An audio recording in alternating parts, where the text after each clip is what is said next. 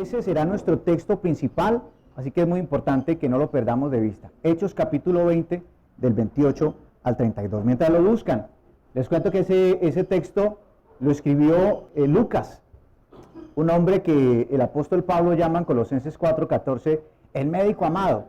Pero no solamente era un profesional de la salud, también era un gran historiador. El texto que él escribió en el Nuevo Testamento corresponde al 30% del total del Nuevo Testamento. Menciona 32 países, 44 ciudades, 9 islas del Mediterráneo, 95 personajes, de los cuales 72 solamente son mencionados por Lucas. Eso demuestra que era un hombre que conocía muy bien la geografía y que conocía muy bien el contexto en el que escribió. Por tanto, el texto que vamos a estudiar esta mañana, inspirado por el Espíritu Santo, también podemos ver en él la confianza de un hombre que sabía lo que hacía. Él, cuando escribió el Evangelio de San Lucas, vio muchas referencias de personas que vieron a Jesús. Digamos, eso se llama una fuente primaria. Pero este texto que vamos a estudiar esta mañana corresponde a algo en el cual él estuvo presente. La Escritura nos enseña que Lucas fue compañero de Pablo a partir del segundo viaje misionero, y este texto que vamos a estudiar esta mañana corresponde al tercer viaje misionero de Pablo al final de su viaje. Entonces, ¿cuál es la escena que vamos a encontrar aquí antes de leerla? Pablo está viajando ya, terminando su tercer viaje misionero, y va rumbo a Jerusalén. Para no demorarse en el trayecto, porque quería estar en la fiesta de Pentecostés, la Escritura dice que él llegó a Mileto, y desde Mileto hizo llamar a los pastores de Éfeso, que quedaba más o menos a 48 kilómetros de Mileto, más o menos como la distancia que tenemos entre Pereira y Armenia. La diferencia es que en ese tiempo no había Transarmenia, ni Rápido Quindío. Ni cochoferes, manda llamar a los pastores de Éfeso, y les dice lo siguiente, Hechos 20, del 28 al 32. Por tanto, mirad por vosotros y por todo el rebaño en que el Espíritu Santo os ha puesto por obispos para apacentar la iglesia del Señor, la cual él ganó por su propia sangre. Porque yo sé que después de mi partida entrarán en medio de vosotros lobos rapaces que no perdonarán al rebaño. Y de vosotros mismos se levantarán hombres que hablen cosas perversas para arrastrarte así a los discípulos. Por tanto, velad, acordándoos que por 3 años, de noche y de día, no he cesado de amonestar con lágrimas a cada uno. Y ahora, hermanos, os encomiendo a Dios y a la palabra de su gracia, que tiene poder para sobreedificaros y daros herencia con todos los santificados. Es evidente, como acabo de leerlo, que este texto está dirigido a pastores. Esa era la reunión que Pablo convocó. ¿Por qué razón esta mañana vamos a leer un texto que está direccionado a pastores, cuando toda esta congregación, pues evidentemente no es una congregación de pastores? Eso parece. Para entender por qué vamos a leer este texto, es importante mirar el génesis del discipulado. Ese es nuestro tema hoy, el discipulado. ¿Y dónde empieza el génesis del discipulado? Miremoslo en el mandato superior, que está en Mateo 28, del 16 al 20. Mateo 28, del 16 al 20, dice: pero los 11 discípulos se fueron a Galilea, al monte donde Jesús les había ordenado. Y cuando le vieron, le adoraron, pero algunos dudaban. Y Jesús se acercó y les habló diciendo: toda potestad me es dada en el cielo y en la tierra, por tanto, id y haced discípulos a todas las naciones, bautizándolos en el nombre del Padre, del Hijo y del Espíritu Santo, enseñándoles que guarden todas las cosas que les he mandado, y aquí yo estoy con vosotros todos los días hasta el fin del mundo. Imaginemos la escena. Jesús les ordena ir a un monte específico. Ellos suben a la montaña, los 11, exceptuando obviamente a Judas, que se suicidó por ser el traidor. Y de repente, mientras están en el monte, aparece el Señor Jesús resucitado, es decir, en carne y hueso. ¿Y qué dice la Escritura en el verso 16? Que ellos lo adoraron, pero algunos ¿qué? Algunos dudaban. ¿Ustedes se pueden imaginar eso? Ver a Jesucristo mismo en carne y hueso y dudar. Quiero hacerles un reto. ¿Quiénes de los que están aquí presentes dudan? ¿Tienen dudas de Dios o de su palabra? Yo levantaría los pies también. Todos tenemos dudas. Todos tenemos inquietudes sobre la Escritura. No siempre, cuando leemos la Escritura, la entendemos lo suficiente. Hay dudas, claro que sí. Pero Jesucristo no dijo, por favor, los que dudan, se salen por favor del monte, que voy a decir algo importante. No, el Señor da la gran comisión incluso a los que dudan. Así que los que levantaron la mano conmigo, o los que no quisieron por temor, bienvenidos.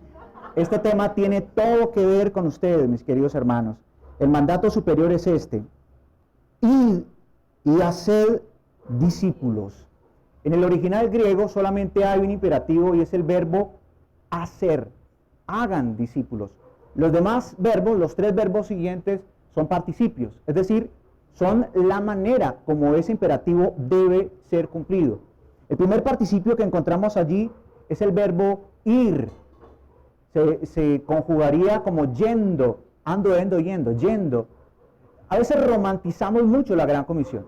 Cuando nosotros pensamos en hacer discípulos, queremos que Dios se manifieste en una nube como Goku y que nos hable cual Isaías y nos envíe a una misión específica, a África quizás.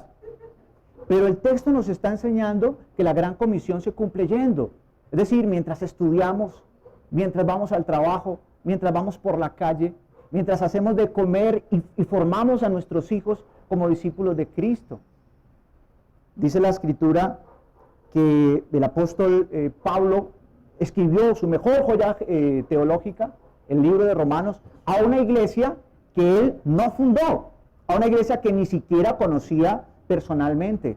¿Por qué razón? Porque fueron cristianos como ustedes y como yo, familia, que fueron a Roma y en medio de sus trabajos comenzaron a predicar el evangelio y se levantó la gran iglesia de Roma, a la cual le debemos esta hermosa carta de Romanos. El segundo participio es bautizándolos. El pastor nos compartía 5 medios de gracia, no es una lista exhaustiva, la lista es grande, pero dentro de esos 5 medios de gracia está el bautismo. El bautismo es un medio físico a través del cual representamos algo que ocurre en el interior. Descendemos en el agua, en muerte, y nos levantamos en resurrección por la gracia de nuestro Señor Jesucristo. El bautismo en agua no salva a nadie. Si coges a un perverso y lo metes en las aguas del bautismo, lo único que vas a obtener es un perverso mojado. El punto es que nosotros sí podemos participar en el bautismo. ¿Cómo? Cuando le compartimos a una persona y lo invitamos a que tenga arrepentimiento y fe. Porque ahí recibe el bautismo del Espíritu Santo, que es el que verdaderamente salva, familia. Ahora, otra voz de advertencia. Una persona que se dice ser cristiana y no admite participar en el bautismo, en las aguas del bautismo, es una bendita contradicción. Porque el bautismo está señalado por la Escritura como una práctica que Cristo espera de sus seguidores. Por tanto, un cristiano que no ha participado del bautismo en agua debería acercarse hoy al pastor y hablar con él y decirle que está interesado en esto. El tercer participio que encontramos es enseñándoles las cosas que yo les he mandado. Fíjese que no es una enseñanza solamente intelectual, es una enseñanza a invitar a la gente a hacer lo que Cristo espera que sus discípulos hagan. Mahatma Gandhi decía, los cristianos tienen un gran Cristo y Cristo tiene cristianos muy mediocres.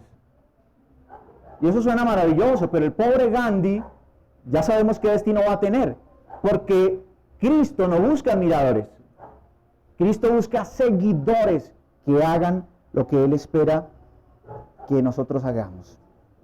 El mandato, una pregunta válida es, ¿el mandato que Cristo hizo en la Gran Comisión era solamente para los apóstoles? Porque recordemos que Cristo no convocó a toda la iglesia presente en ese momento en el monte, solamente ¿quiénes estaban allí? Los 11 apóstoles, solamente 11.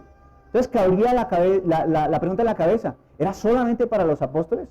Pues sabemos por el mismo texto que no es así. Ellos representaban a la iglesia de todos los tiempos. ¿Por qué lo sabemos? Porque les dijo, hagan discípulos ¿en dónde? En todas las naciones. Y por mucho que trabajaran esos varones y por muy bien que lo hicieran, pues no lograron conquistar todas las naciones o llevar el mensaje a todas las naciones. Y segundo, les dice, y yo estoy con vosotros ¿hasta cuándo? ¿Ha llegado el fin del mundo, familia? No. O sea que ese mensaje es ¿para quiénes? Para esta hermosa iglesia que está aquí congregada. Este mandamiento es para nosotros. Y así dice la Escritura en 1 Corintios capítulo 9, 24. No lo quiero leer, pero quiero hacer mención de lo que dice el texto. El texto dice: ¿no sabéis que los que corren en el estadio, todos a la verdad corren, pero uno solo se lleva el premio? Corred de tal manera que lo obtengáis. La vida cristiana se parece a una carrera. Yo sé que a algunos de los que están aquí les encanta salir a correr. Y si hay algo bueno para hacer cuando uno corre, es tener un referente, tener a los corredores de élite y decir: yo quiero correr como este. El que le guste escribir historias, entonces tendrá que leer la historia de John Bunyan y tener como referente a ese hombre. Los que les gusta la composición deberían ver a Charles Wesley, que escribió 6.500 himnos, grandes referentes. Y esta mañana vamos a ver a los referentes que nosotros deberíamos seguir, el mensaje a esos referentes para cumplir la gran comisión, y de eso se trata Hechos capítulo 20. Lo hemos dividido en 4 secciones para entenderlo mejor. La primera sección va en el verso 28, o vamos a Hechos 20, por favor. Hechos 20, 28, lo he titulado Orden de mirar por sí mismos y por el rebaño. Versículo 29 al 30, motivos de la vigilancia, los lobos rapaces. Tercera división, referente para cumplir la labor, verso 31 y verso 32, oración apostólica de confianza en Dios y su palabra. Así que entremos en materia y vamos a mirar este hermoso texto. Esperemos en el Señor que todos salgamos muy edificados. Verso 28, por tanto, mirad por vosotros y por todo el rebaño en que el Espíritu Santo os ha puesto por obispos, para apacentar la iglesia del Señor, la cual Él ganó por su propia sangre. El verbo que encontramos allí, el verbo mirad, es tan imperativo y se puede traducir así: estén presentes siempre, estén prestando atención. ¿Quiénes prestaron servicio militar? Levanten la mano, por favor. 20 de pecho, por favor. Bueno, los que prestaron servicio militar me entenderán mejor, y hay una labor que se rota entre los soldados, y es la labor del centinela. Todos pueden descansar menos, porque todo el equipo que está allí entre ellos está en las manos del centinela, y esa es la labor que tiene que hacer el pastor. Es una labor de centinela, pero ¿saben qué es lo interesante? Que el texto no dice estén mirando el rebaño. ¿Qué dice primero? Miren por ustedes mismos. Y el autor original no fue el apóstol Pablo, ya lo había dicho Jesucristo mismo: mirad por vosotros mismos. Y el apóstol Pablo le escribía a Timoteo: ten cuidado de ti mismo y de la doctrina, persiste en ello, pues haciendo esto te salvarás a ti mismo y a los que te oyeren. Tenemos que cuidarnos a nosotros mismos, mis hermanos. Todos los días nos vemos en el espejo. ¿Quién de los que está aquí no se vio hoy en el espejo? Si no se vio, está despelucado. Definitivamente. Siempre nos vemos en el espejo. Qué bueno que tuviéramos un espejo espiritual en el que pudiéramos decir y colocar en balance nuestro corazón y preguntarnos cómo estamos con el Señor. ¿Usted se hace esa pregunta? A veces vamos en la vida como en piloto automático, ¿no? ¿Por qué no nos hacemos continuamente esa pregunta? ¿Reconocemos los síntomas cuando nos estamos alejando del Señor? ¿Lo reconocemos? Dice el verso 28, sigue diciendo el verso 28, y por todo el rebaño, no solamente mirarnos a nosotros mismos, sino que más, todo el rebaño. Y hago hincapié en esta palabra, todo el rebaño. En la iglesia Ibra no tenemos estrato. En la iglesia discipulamos al que llega en carro último modelo y al hermano que entró por esa puerta con los zapatos rotos. No miramos edad. Todos nosotros necesitamos discipulado. ¿Por qué razón? Porque todos nosotros somos débiles, familia. Todos nosotros nos parecemos a la luna. Cuando miras la luna ves el brillo, pero la luna no rota como la Tierra, la luna está estática y tiene un lado que no conocemos. Todos tenemos un lado que nadie conoce, y ese lado solo se puede conocer a través del discipulado, a través de un hombre o de una mujer que se acerque a ese hermano y le escuche y le atienda y le ame y le enseñe. El pastor Javier ha hecho una maravillosa labor, es un gran siervo, pero él no puede hacer esta labor solo. Él necesita de hombres y de mujeres que tengan y que entiendan la gran comisión tal como está en las Escrituras. Quiero hacerles esta pregunta: ¿qué pensarían ustedes de un cuarentón que a hoy todavía está tomando biberón, todavía está tomando tetero, y hay que darle la sopa, ¿cierto? Pasarle la sopa con una cuchara? Ridículo, ¿verdad? Pues así somos nosotros, familia. Cuando venimos aquí a que nos den el biberón, a que nos den la sopa, pero no estudiamos la Escritura en la casa. Y no asumimos el reto de compartir con otros, de darle el biberón a los verdaderos bebés espirituales. ¿Cuántos años llevamos aquí escuchando palabra y no estamos viviendo la gran comisión? Es hora, mis hermanos, no solamente que recibamos la palabra, sino que la compartamos con otros. Permítame hacer esta encuesta. ¿Cuándo fue la última vez, hermano, que tú visitaste a otro hermano? No para tintear, no para darte una película, no porque el hermano tuvo una calamidad, sino porque tienes un plan de discipulado con ese hermano, porque sabes que él tiene una necesidad teológica, sabes sus vacíos y lo quieres ayudar. ¿Cuándo fue la última vez que lo hiciste? Ahora, hermanos, ¿cuántos de nosotros, y les ruego que no levanten la mano, cuántos de nosotros hemos recibido la visita de un hermano? Porque nos ama, porque nos quiere enseñar Escritura, porque nos cuida, porque nos llama para saber cómo van las peticiones. Yo vivo feliz en mi iglesia. Yo vivo feliz en que esta iglesia me haya adoptado a mí y a mi familia. Y es hermoso ver crecer la iglesia. Somos una iglesia que crece orgánicamente.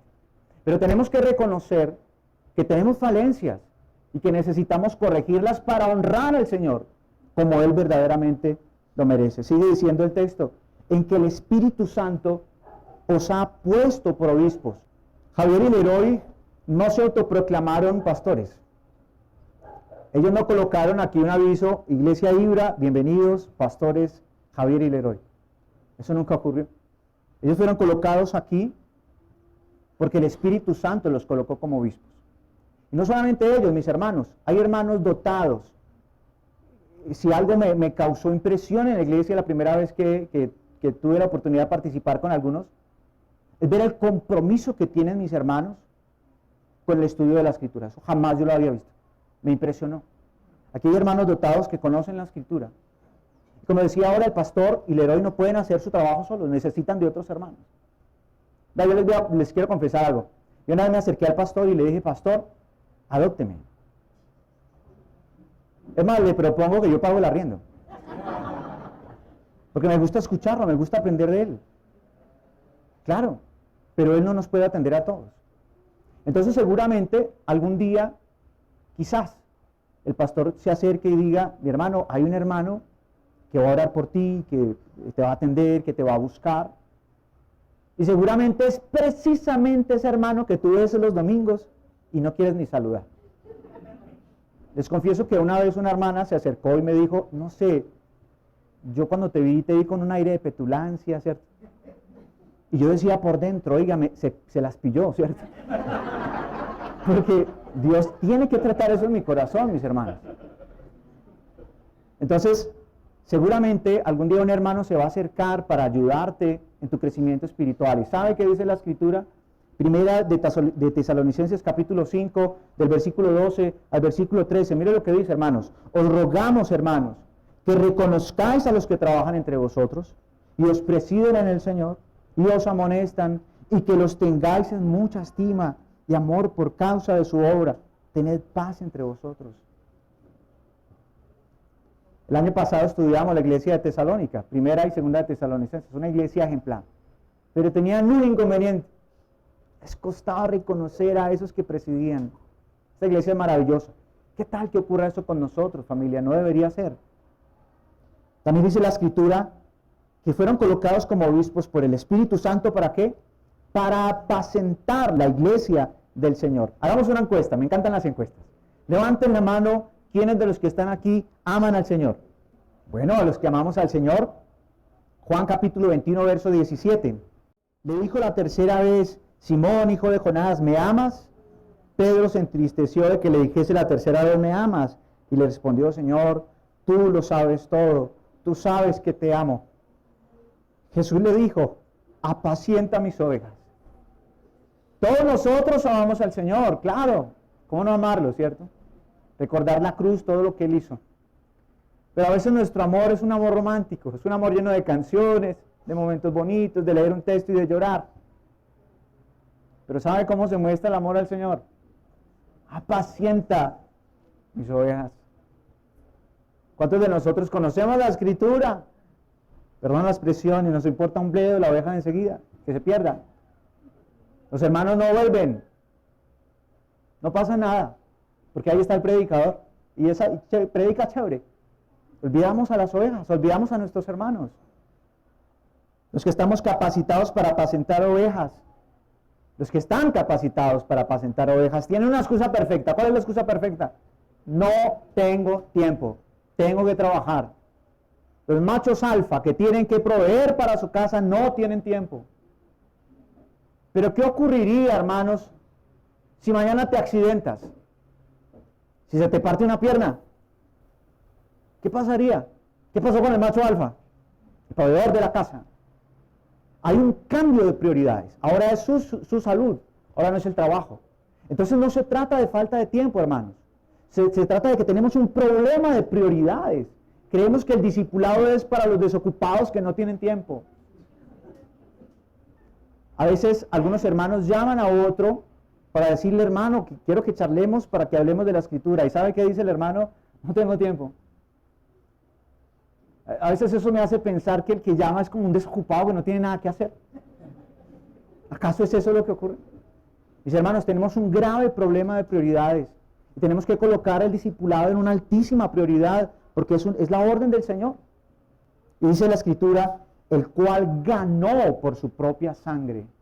Mire, este rebaño que tenemos aquí no lo ganó Javier con el sudor de su frente. Este rebaño lo ganó el Señor con el sudor, con su sangre, con su propia sangre. Y es el rebaño que el Señor nos está dando a cuidar. Es una gran responsabilidad porque es la mismísima sangre de Cristo. Y no solamente nos revela el valor que tienen las ovejas, sino, perdónenme la expresión, la porquería que representa el pecado que nosotros hemos cometido. Nuestro pecado es tan bajo y tan sucio que el Hijo de Dios tuvo que derramar su sangre para que nosotros pudiéramos ser limpios. Vamos a nuestro segundo punto y es, ¿cuáles son los motivos de vigilancia? ¿Por qué estamos llamados a apacentar la grey de Dios? ¿Por qué estamos llamados a cuidar de nuestros hermanos? El motivo de vigilancia es este, versículo 29. Hechos 20, 29, porque yo sé que después de mi partida entrarán en medio de vosotros lobos rapaces que no perdonarán al rebaño. Pablo se iba y él necesitaba asegurar que el trabajo de 3 años que tuvo en Éfeso tuviera una continuidad, y la tuvo, y lo sabemos, porque después del escrito de Lucas vino el escrito a Timoteo cuando le envían la primera carta a tener cuidado de que no se metieran falsos profetas y maestros en medio de la iglesia. Y no solamente esto, después se escribió la carta a los Efesios, la gloriosa carta a los Efesios. Y no solo esto, mis hermanos, Juan el apóstol escribió Apocalipsis, y entre las 7 iglesias del Apocalipsis, ¿cuál está? La iglesia de Éfeso. Una gran labor que hicieron, lo escucharon, apacentaron las ovejas y se sostuvieron. Y esa iglesia de Éfeso, yo sé que todos recordamos que es la iglesia donde dice el Señor, pero tengo contra ti que has dejado tu primer amor. Pero nos olvidamos del texto inicial que dice, y tú reconociste a los que dicen ser apóstoles y no lo son. Cumplieron la labor que Pablo les dijo aquí en Hechos 20. Javier está cumpliendo una gran labor. Pero ¿qué ocurriría si Javier se va? O no estoy profetizando, ¿no? Sí. Yo casi todos los días, a veces me descacho, pero casi todos los días oro por Javier y le digo al Señor, larga vida. Larga vida, pero aquí. Nos queremos aquí mucho rato. Pero ¿qué ocurriría si él se va? ¿Nos vamos con él? Porque es el gran maestro, el gran pastor. Él es él. ¿Qué hizo Pablo cuando se fue a despedir en Mileto? Muchachos, los reúno, cojan maletas, que nos vamos. Muchachos, me voy y ustedes quedan. ¿Cuál es el mejor legado que podemos demostrar que Javier está dejando? Que si él no está, nosotros vamos a estar aquí. Y vamos a apacentar la grey de Dios. El discipulado personal, familia, es la manera de asegurarnos que la grey de Dios esté bien cuidada. Y sigue diciendo el texto, entrarán en medio de vosotros lobos rapaces. Entrarán en medio de vosotros lobos rapaces. Y el énfasis que quiero hacer en el texto es este, entrarán en medio de vosotros, no desde afuera. No están desde afuera diciendo soplaré y soplaré y tu casa derribaré. Ellos están en medio. Porque a través del engaño quieren convencer a las ovejas para raponarlas, para llevarse a las ovejas. Esos lobos rapaces no los encuentras en la esquina consumiendo droga, no. Ni tampoco son los ateos que dicen que Dios no existe, o los que atacan a la iglesia, no. Ellos andan con Biblia. Ellos van el domingo a la iglesia. Ellos te dan promesas, te mandan imágenes por WhatsApp. Esos son. Mateo capítulo 7, versículo 15 dice: guardaos de los falsos profetas que vienen a vosotros con vestido de ovejas, pero por dentro son lobos rapaces. Llegó una vez un nuevo visitante a la iglesia, no a esta, muy amable, siempre muy amable, servicial, compartía promesas, compartía mensajes de la Escritura. Todo el mundo comenzó a quererlo porque se destacaba por su servicio y por la manera como compartía la Escritura. Cierto día llegó a la iglesia con un cuadro y dijo: este es mi regalo para la iglesia, y la gente fascinada con el regalo. Y este hombre colgó el cuadro y el cuadro decía: los 10 mandamientos. Y a los 8 días este hermano dijo: bueno, si queremos ir al cielo, ¿por qué no cambiamos la reunión del domingo para el sábado? Y de esa manera, pues cumplimos los 10 mandamientos. ¿Qué creen ustedes que dijeron los demás? ¿Que era del diablo? Pues todo el mundo lo aplaudió, pero ¿sabe qué estaba ocurriendo? Había un lobo rapaz que con toda sutileza le estaba metiendo al corazón de la gente que tenían que cumplir la ley para entrar al cielo. Así son los lobos rapaces, familia. Se meten con sutileza en medio del rebaño para enseñar cosas que no están en la Escritura. Hechos 20:30 dice: y de vosotros mismos se levantarán hombres que hablen cosas perversas para arrastrar tras sí a los discípulos. En medio de nosotros, hermanos. Una vez el pastor se levantó y predicó un mensaje en el cual, no el pastor, hago la claridad, y dijo que la fruta prohibida era la auyama. Y yo estuve totalmente de acuerdo. Los que conocíamos de cerca a ese pastor sabíamos que él detestaba la auyama y que estaba haciendo un chiste en un escenario que no debió haberse contado. Porque una dama que humildemente fue a escucharlo, fue a su casa y arrancó todo el cultivo de auyama que con tanto sacrificio había sembrado. ¿Por qué razón ocurren estas cosas, hermanos? Porque tragamos entero. Miren, ni siquiera hemos leído la Biblia de manera completa, y deberíamos hacerlo por lo menos una vez al año. Y los que la han leído completa creen que es suficiente. Hay que estudiarla. Y algunos creen que estudiarla es ir a los comentarios de MacArthur o de Matthew Henry y creemos que la estamos estudiando. O mirar el texto, meternos a YouTube, escribir el texto y mirar qué dicen otros comentaristas sobre el texto. ¿Eso es estudio? Hay que estudiar el texto en la gramática.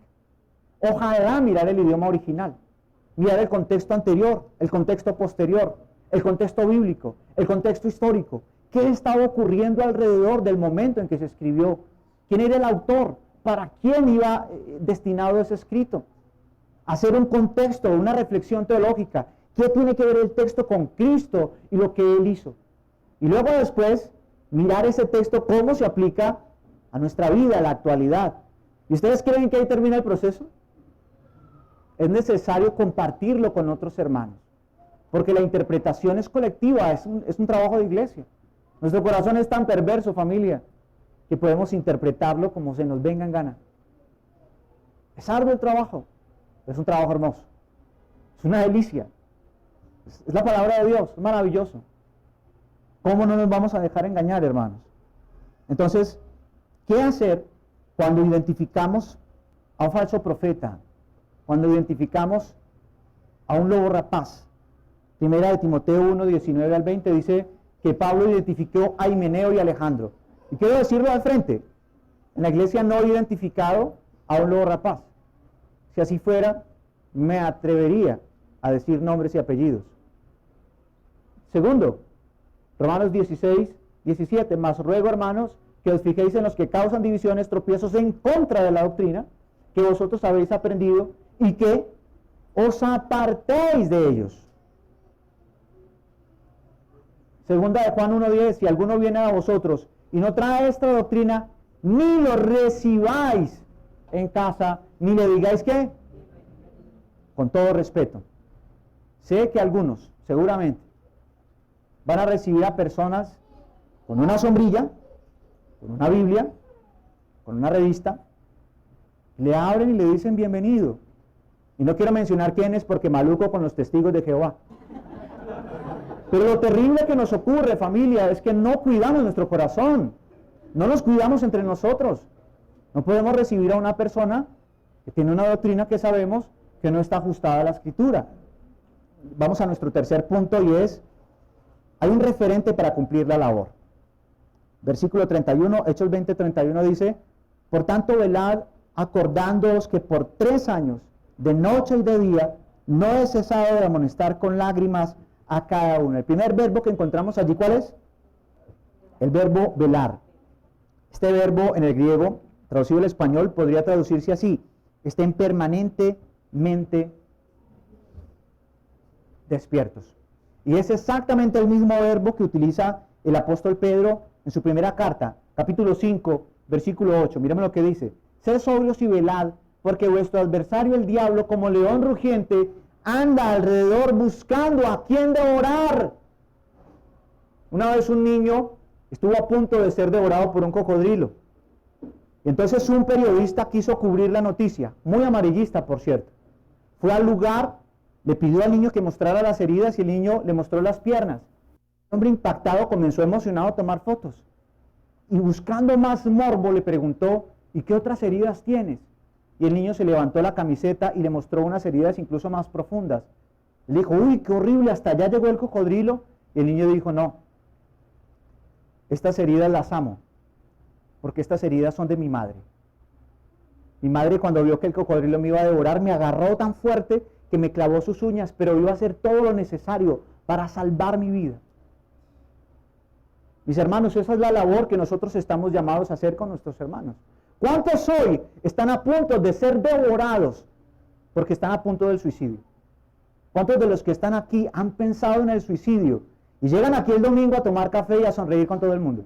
¿Cuántos de las parejas que están aquí están a punto de divorciarse y están escuchando este mensaje y pensando un mensaje que nada tiene que ver con lo que necesito? Allí es donde está el discipulado. Ahí es donde hay un siervo o una sierva de Dios que hace lo que sea necesario por rescatar a esas almas de Satanás.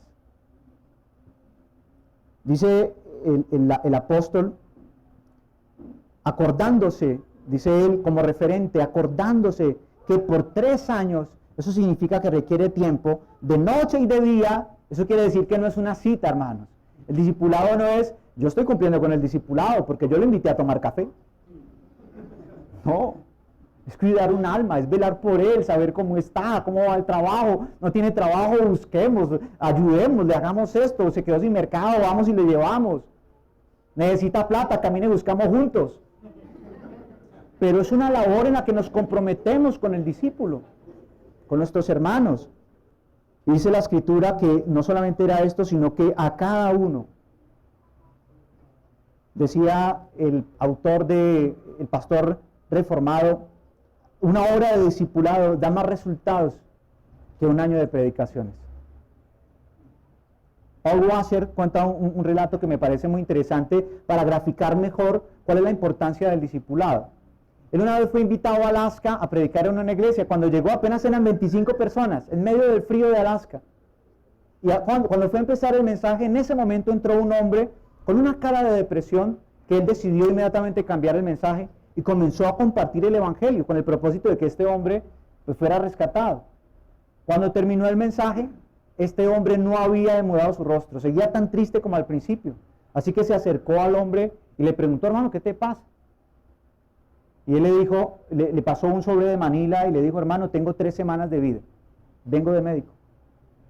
Yo soy leñador, yo vivo en una casa en medio del bosque, no tengo familia, no hablo con casi nadie, nunca he leído la Biblia, pero una vez una persona me dijo que si yo moría, la única entrada de salvación se llamaba Jesús, pero yo no entiendo cómo Jesús me puede ayudar. Y Pablo Washer le preguntó, ¿entendiste lo que yo compartí? Y él dijo, sí. ¿Qué hubiéramos dicho nosotros? Bueno, te falta hacer una oración, Señor Jesucristo, yo te necesito. Y Pablo Washer le dijo, mañana tengo una conferencia fuera del país, pero la voy a cancelar. Y te voy a compartir, te voy a acompañar estas 3 semanas, para que Dios te muestre si puedes tener arrepentimiento y fe, o para que sepas de tu destino y por qué lo mereces. Y se sentó todos los días a enseñarle desde el Antiguo Testamento por qué somos depravados y por qué ninguno nos puede ayudar y por qué necesitamos un Salvador. Todos necesitamos un Salvador, familia. Todos los que estamos aquí somos pecadores. Eso le enseñaba Paul Washer. Solamente alguien perfecto te puede salvar. Y pasamos por Juan 3:16 muchas veces. Y una vez le dijo, vamos a leer Juan 3:16. Y el hombre dijo, ¿otra vez? Dijo, sí, otra vez.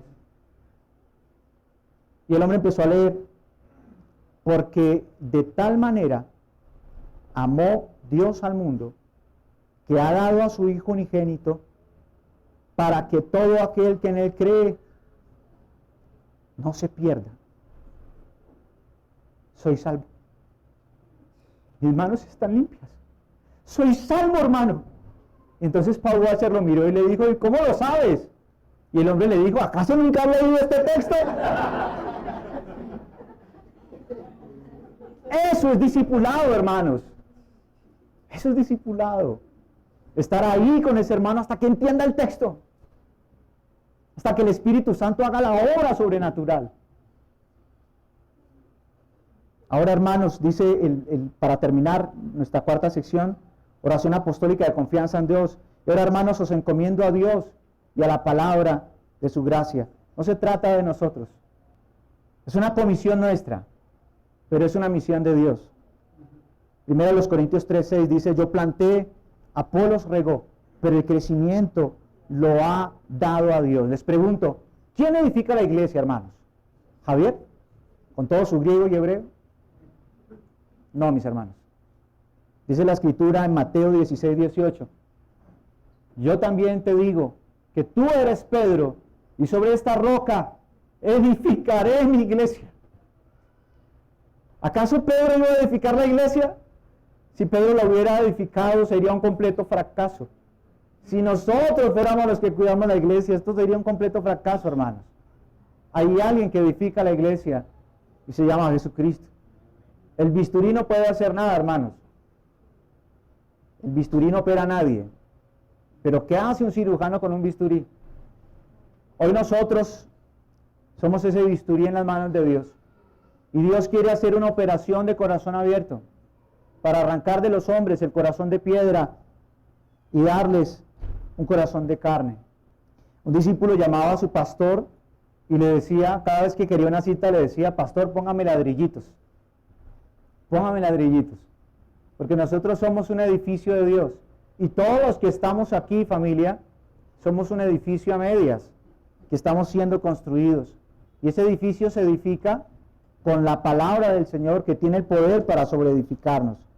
Lucas 14 es un texto que nos habla del hombre que empezó a edificar y no pudo terminar.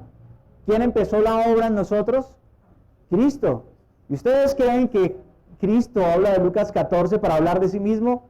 Por favor.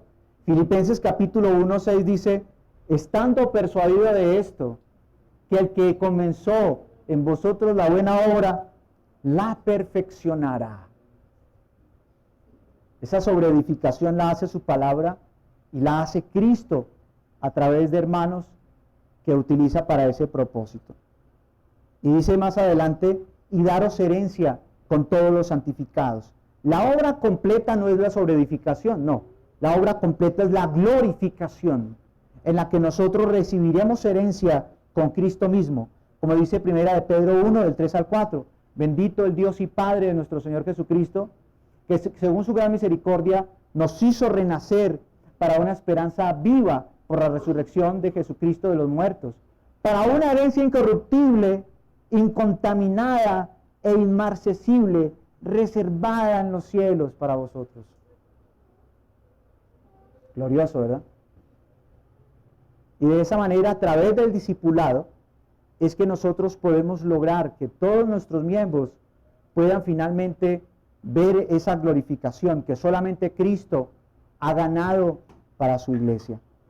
Para finalizar, hermanos, el discipulado es una relación comprometida, donde un discípulo más maduro ayuda a otro discípulo de Jesucristo a ser más como Cristo, entendiendo y obedeciendo la palabra de Dios en el poder del Espíritu Santo, y así reproducir su vida en otro. Esto acontece en el contexto del ministerio dentro de la iglesia local.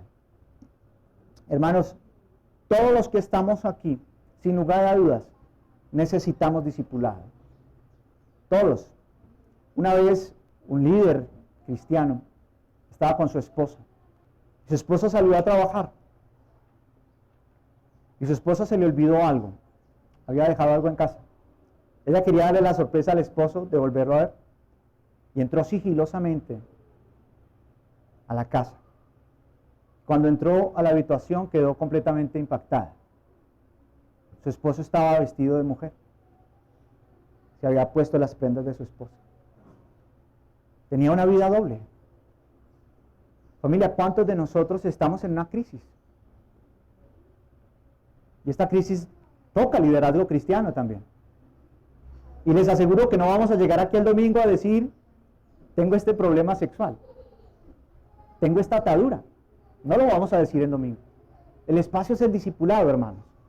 Si alguno de nosotros sabe que tiene esa necesidad urgente, hermanos, urgente, hablen con el pastor, diríjanse a él, dígale, levanten la mano, yo necesito ayuda. Queridos hermanos que están capacitados, amados, tenemos la responsabilidad de cuidar el rebaño. Basta de apacentarnos a nosotros mismos. Tenemos que apacentar al rebaño. Y amigos, en el mundo no van a encontrar quien les cuide de la manera como se cuida en la iglesia. En el mundo no van a encontrar a alguien que los amoneste con la verdad, ni nadie que les hable palabras de vida eterna.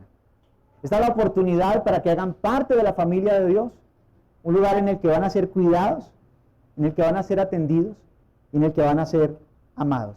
Seamos una iglesia combatiente, hermanos, una iglesia de discipulado, una iglesia que no tiene excusas de tiempo, una iglesia que no dice, es que yo no sé discipular, una iglesia que no tiene excusa alguna, para que al final, cuando aparezca el príncipe de los pastores, entonces ustedes reciban la corona incorruptible de gloria.